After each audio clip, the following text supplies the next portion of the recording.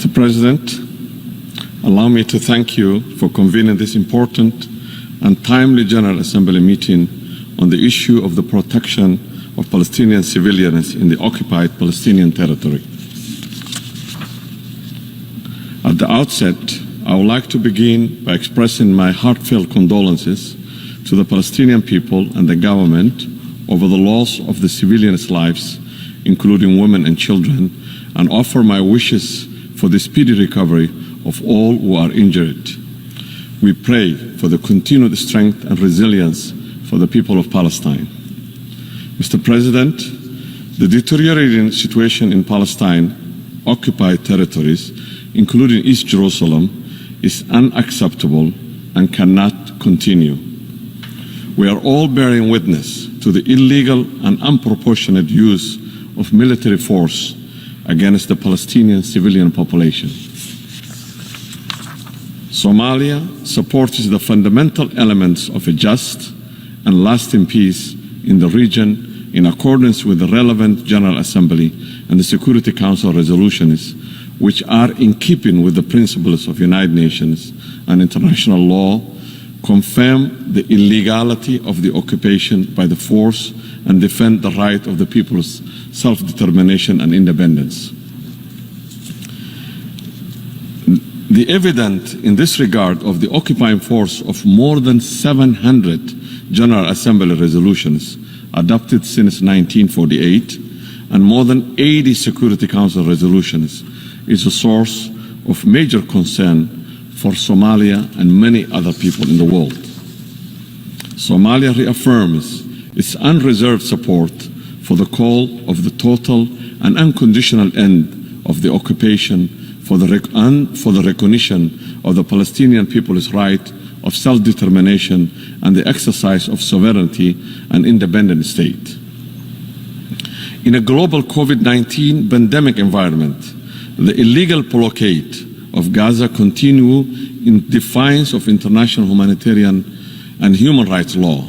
In that regard, Somalia is concerned with occupying power's hindrance of humanitarian access of the United Nations Relief and Works Agency refugees in the Near East, UNRWA, in the occupied Palestinian territories, and call for facilitation of unimpeded timely passage of humanitarian supplies and staff.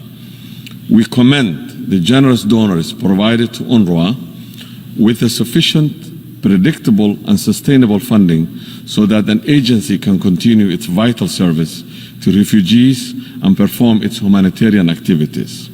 Furthermore, we encourage the international community, including the relevant humanitarian agencies, civil rights groups, civil societies, and the private sector to redouble their effort in alleviating the suffering of Palestinians inside and outside the occupied territories. Mr. President, to conclude today, the just Palestinian cause is not merely a question.